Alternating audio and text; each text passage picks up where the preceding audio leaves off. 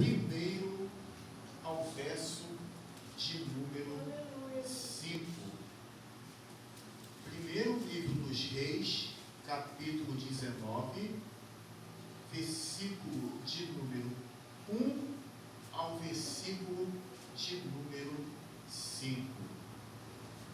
1 Reis, capítulo 1, capítulo 19, verso 1 ao verso de número 5.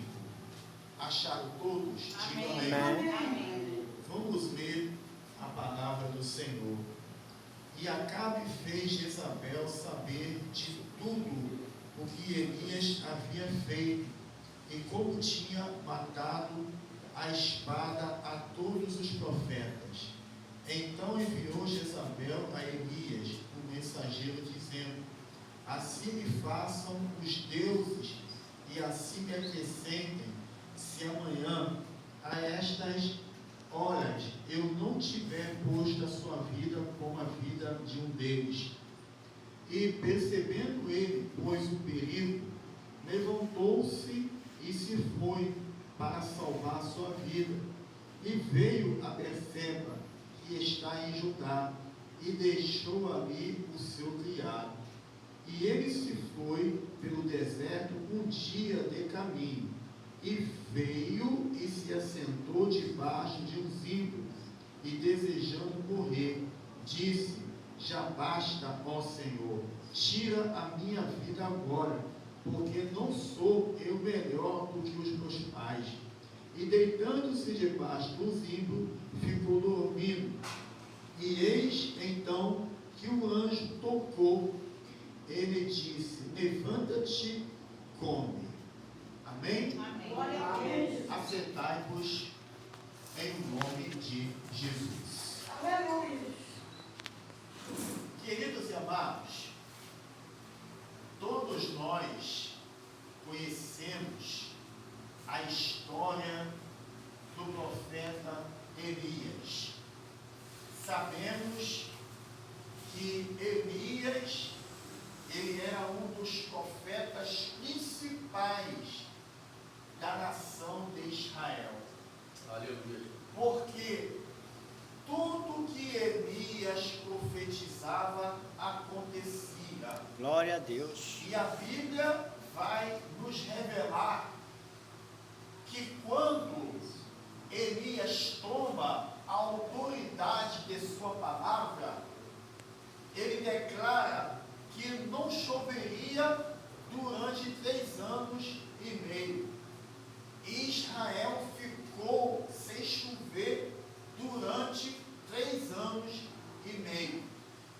Por isso que Elias, em toda a história de Israel, ele era um dos profetas principais dessa nação. Porque além dele ter autoridade na sua fala, ele também teve autoridade para combater os profetas de Baal. A Bíblia, quando trata dos profetas de Baal, a Bíblia destaca que todos os 400 profetas que Jezabel tinha à sua disposição, tudo o que ela mandava os profetas fazer, assim eles faziam. Porque Jezabel, ela tinha em sua mão uma autoridade absoluta para dominar os profetas de Baal. E segundo a história, Jezabel, ela tinha autoridade sacerdotisa, porque a Bíblia diz que o seu pai, ele era sacerdote, mas seu pai não tinha filho homem, só tinha Jezabel como mulher. E na tradição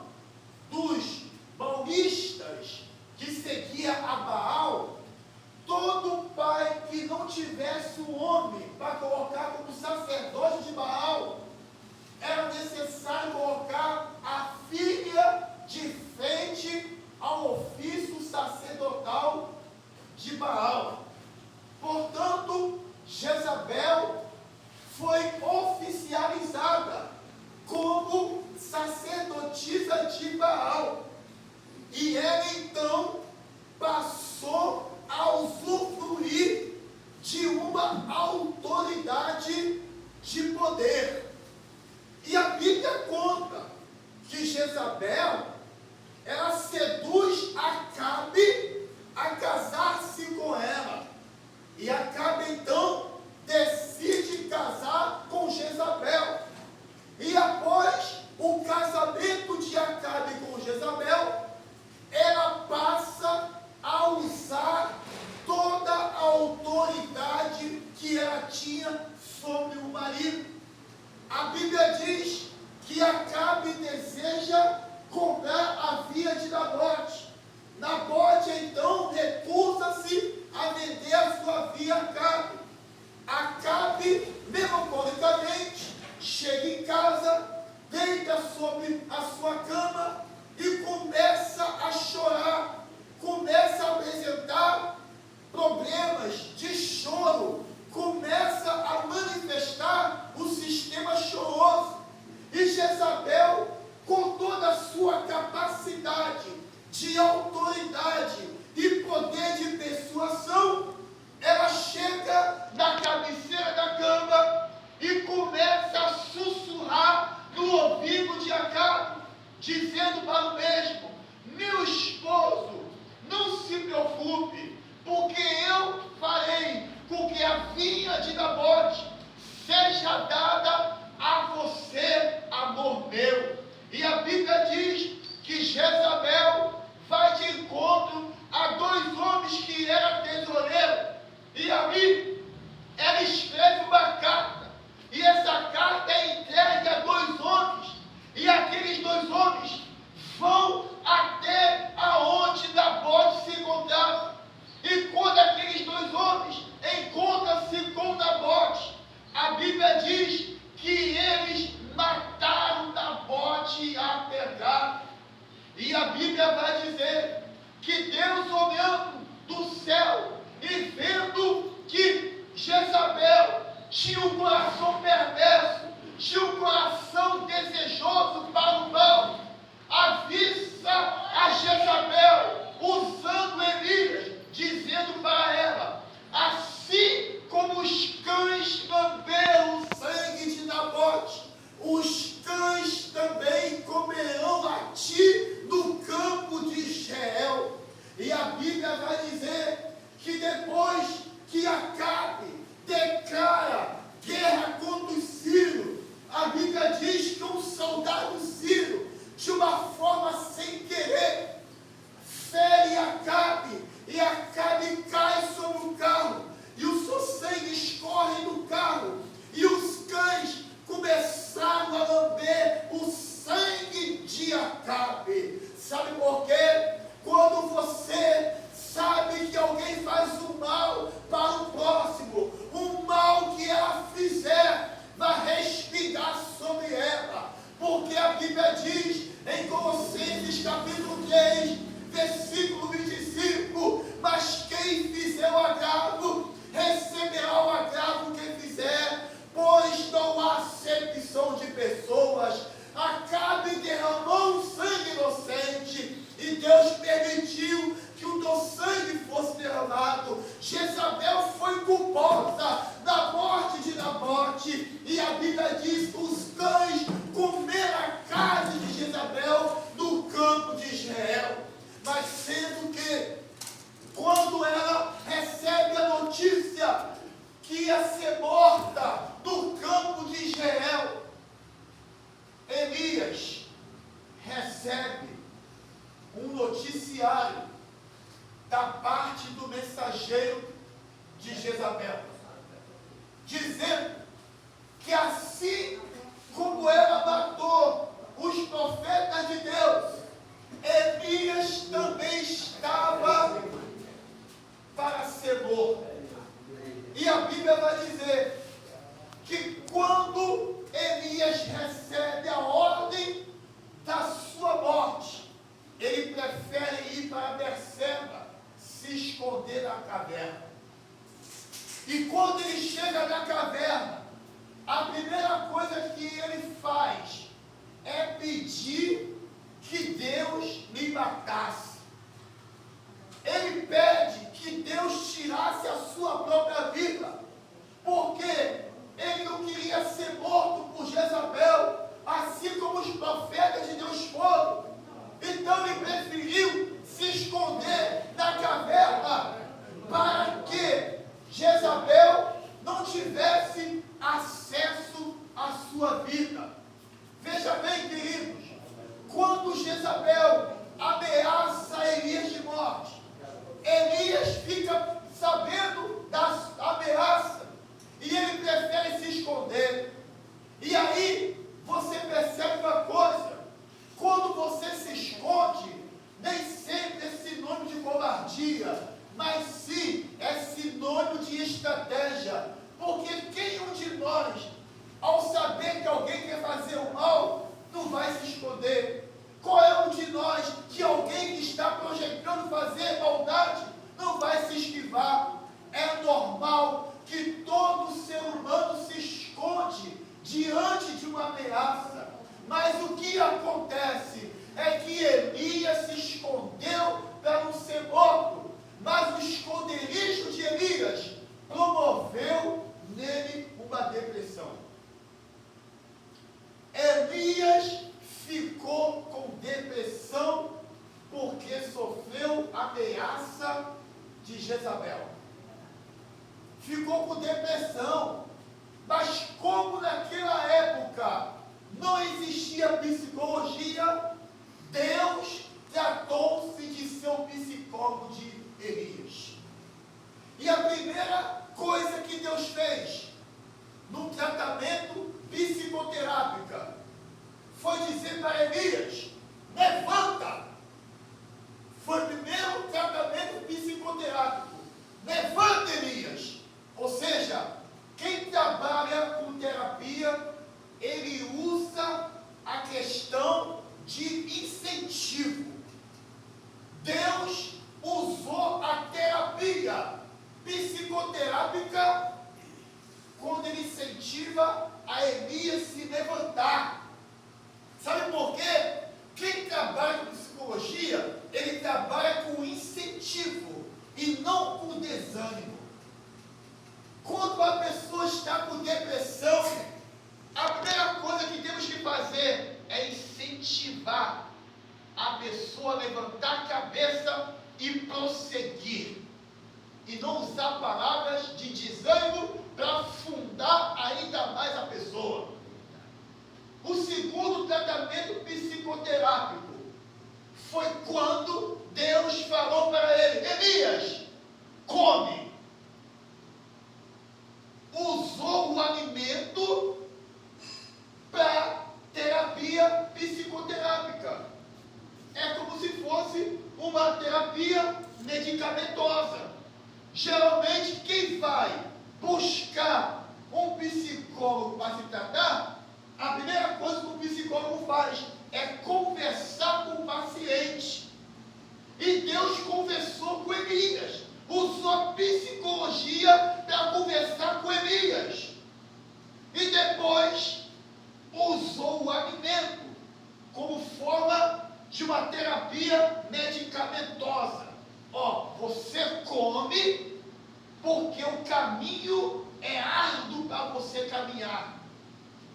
Porque psicólogo não manda você ficar parado ou ficar isolado. O psicólogo, ele manda você se interagir com a vida e com as pessoas. E quando Elias recebe de Deus essa terapia, Deus está falando: Elias, sai da caverna e antes vai se interagir com os demais. E prova dentro da Bíblia. Sabe qual foi a interação de Elias? Foi quando ele sobe no Monte Carmelo. E Deus fala para ele: Elias, consagra Jeú, rei de Israel. Consagra Rezim, rei da Síria. E consagra Eliseu, profeta, em seu lugar. Agora vejamos uma coisa interessante.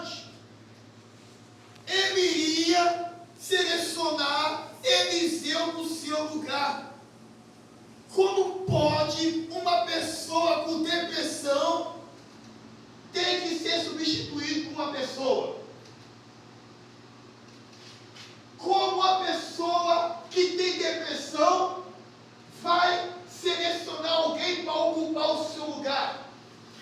Porque quem tem depressão não faz isso.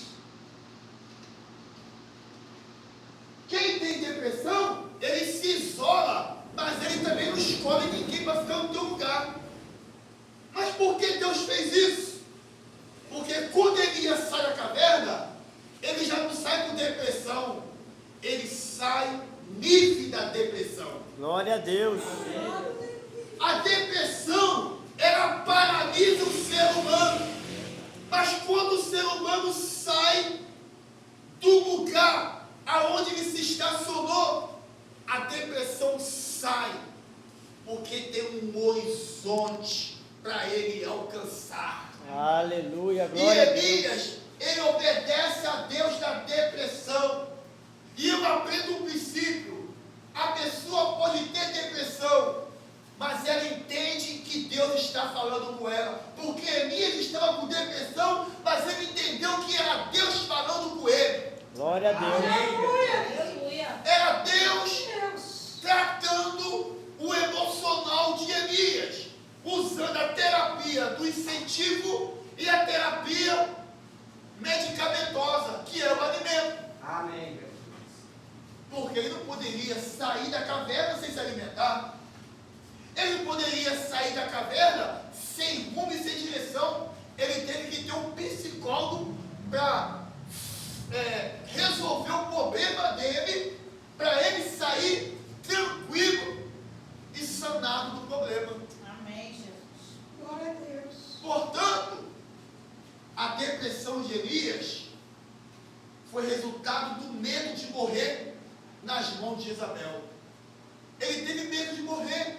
E o medo, ele faz parte do contexto social. Eu costumo dizer que todo ser humano tem medo de alguma coisa. Agora, quem tem coragem, ele controla o medo e resiste o medo, mas não fica ausente de medo. Isso é fundamental na vida do ser humano. Então Elias teve medo e ficou depressivo. Agora, como naquela época não existia psicólogo, Deus foi o próprio psicólogo de Elias. Mas hoje nós temos psicólogo. Nós temos vários aparatos de médico que nós podemos recorrer em busca de ajuda. Sabe por quê, querido? Eu estou vendo uma sociedade de pessoas doentes emocionalmente. Porque o camarada, ele está com problemas emocionais, mas ele não recorre em busca de uma ajuda. Por quê? Existe um preconceito contra psicólogo. As pessoas acham que psicólogo trata com pessoas com problemas mentais. Não.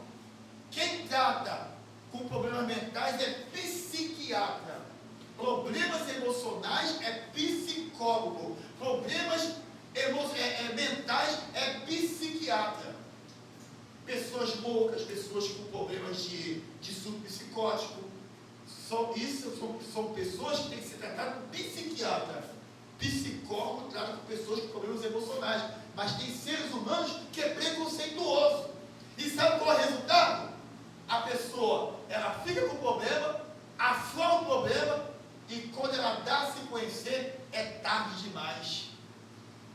E é por isso que a gente está vendo pessoas se matando, pessoas pegando uma faca e se retalhando, porque ele não busca a presença de Deus, mas não busca também um profissional que Deus escolheu para colocar na terra para ajudar. Porque, irmãos, existem problemas emocionais que é espirituais, mas existem problemas emocionais que não é espiritual, é físico.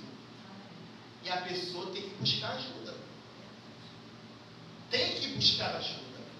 Não adianta querer esconder o problema, porque se você esconder o problema vai manifestar.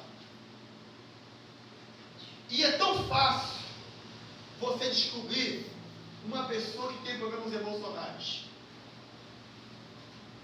quando ela vive o tempo todo lembrando do passado. Ela lembra tanto do passado que o passado parece o presente. Aí ela tem dificuldade de se relacionar, ela tem dificuldade de se concentrar, porque há um trauma de 10 anos, de 20 anos, que perturba o emocional dela. Porque ela não se desprendeu ainda do problema emocional. Igual um amigo meu, foi traído pela esposa.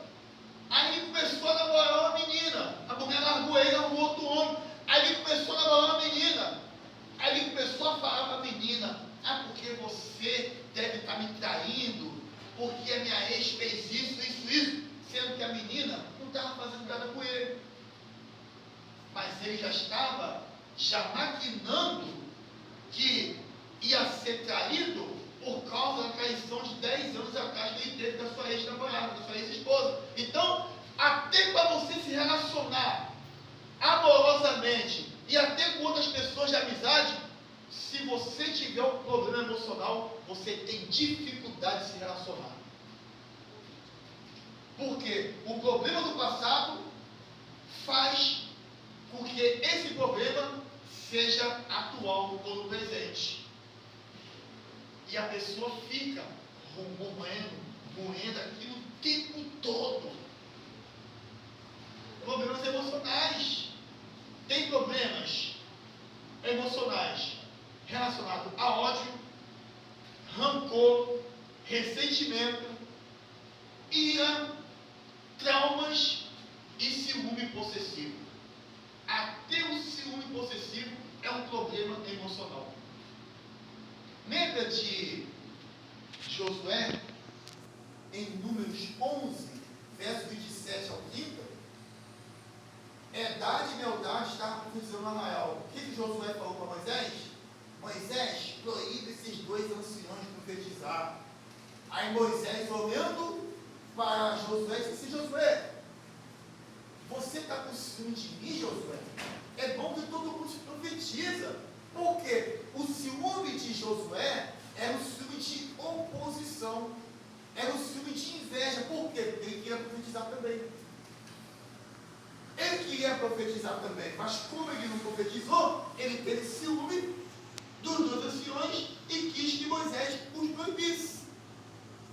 Por quê? É um ciúme que, se você não controlar ele que passa a te dominar. É por isso que 2 Pedro, capítulo 2, versículo 9, diz assim: aquele que se deixa ser vencido por alguma coisa, o tal se torna servo. Então, esses problemas emocionais só tem duas saídas. Se for espiritual, Jesus liberta. Aleluia. Mas se for físico, a pessoa precisa buscar ajuda.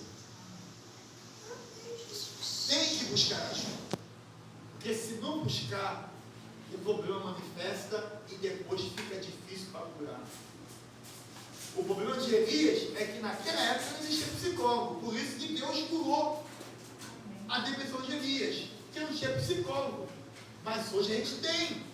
Se é espiritual, Deus vai curar. Mas se é físico, a pessoa tem que recorrer à ajuda. Amém. Tem que pedir ajuda. Mas veja bem, amados, quando ele deita debaixo do zinco, o anjo tocou, ele disse: levanta-te e come. Então ele olhou, e eis que a sua cabeceira estava um pão cozido sobre as brasas, e um copo de água, e comeu e bebeu e voltou a dormir. E voltando o anjo do Senhor pela segunda vez, tocou-me dizendo: levanta-te e come, porque muito comprido te será o caminho. E diz assim, no versículo 8: levantou-se, pois, comeu e bebeu, e caminhou com a força daquela comida 40 dias e 40 noites até o monte de Deus, o Horebe, ou o Carmelo. Então, Deus tratou o psicológico de Elias, porque ele não podia subir o monte estando abalado emocionalmente. Às vezes, o seu abalo emocional impede você de caminhar. impede você de enxergar o que Deus quer a você. Mas Deus, nesta noite, Ele promete tratar com o seu emocional. Se o seu emocional for espiritual, Deus vai tratar do seu emocional. Aquilo que te aprisiona, aquilo que te perturba, aquilo que te afeta, aquilo que deixa você prostrado, Deus promete tirar você do estágio de prostração. Porque o caminho que você trafegará é o caminho longo, é o caminho comprido. Porque o caminho sendo extenso, sendo longo, sendo comprido, é o caminho do propósito de Deus para a tua vida e para o teu ministério. Aleluia. Porque Elias cumpriu a ordem de Deus, foi ungir os 3 homens, dando a eles patentes ministeriais. Porque Elias ia partir, mas tinha que ficar alguém para ocupar a sua vaga, aleluia, que posteriormente ficaria deixada. Então, querido, Deus nesta noite promete para você tirar você desse tormento emocional e revelar para você um caminho cumprido para que o propósito seja desenvolvido na sua vida, e assim agradeço a minha oportunidade.